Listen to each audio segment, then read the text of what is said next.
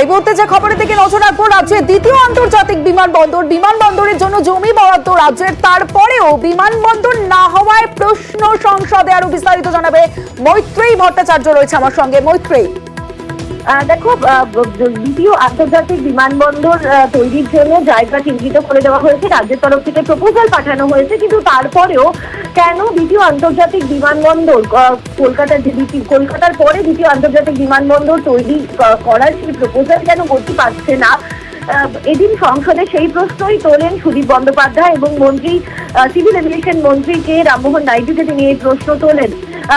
তিনি যদিও কে রামমোহন নাইডু তিনি জানিয়েছেন বাংলা সরকার যদি জমি দেয় এবং দুই বিমানবন্দরের মধ্যে যোগাযোগ ব্যবস্থা যদি থাকে, এস্টাবলিশ থাকে, তাহলে এই ব্যাপার নিয়ে এই প্রপোজাল গতি পাবে এবং সেই বিষয়টি এবং এই দ্বিতীয় আন্তর্জাতিক বিমানবন্দর তৈরির যে বিষয় রয়েছে সেটা নিয়ে বিস্তারিত আলোচনা করার জন্য তিনি সময় দেবেন বলে তিনি আজকে সংসদে জানান। সুদীপ বন্দ্যোপাধ্যায়ের বক্তব্য ছিল যে কলকাতার জন্য কলকাতার পরে রাজ্যের দ্বিতীয় আন্তর্জাতিক বিমানবন্দর তৈরি গতি পাওয়া উচিত এবং তার বক্তব্য যে সিভিল এভিয়েশন মিনিস্ট্রি থেকে যেটা বারবার বলা হচ্ছে যে দূরত্ব রয়েছে দুটি বিমানবন্দরের মধ্যে অনেকটাই, কিন্তু তার বক্তব্য যদি রাজ্যের মানুষ যদি তাতে সম্মতি থাকে রাজ্যের মানুষের এবং যদি রাজ্য সরকার যদি জমি চিহ্নিত করে দিয়ে থাকে এবং সে বিষয়ে যদি তাদের প্রপোজাল জমা দিয়ে থাকে তাহলে সেক্ষেত্রে সিভিল এভিয়েশন মিনিস্ট্রির বাধাটা কোথায় রয়েছে সে প্রশ্নে তিনি আজকে সংসদে তোলেন। বেশ মৈত্রী, অর্থাৎ বাংলা সব দিক থেকে বঞ্চিত সাংসদ সুদীপ বন্দ্যোপাধ্যায় মন্তব্য করেন।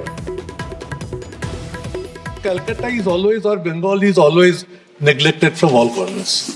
Why second international airport in Calcutta is not taking shape? Proposal has been taken up, monetary allotment has been done, space has been proposed by the state government. But why not government is initiating the proposal?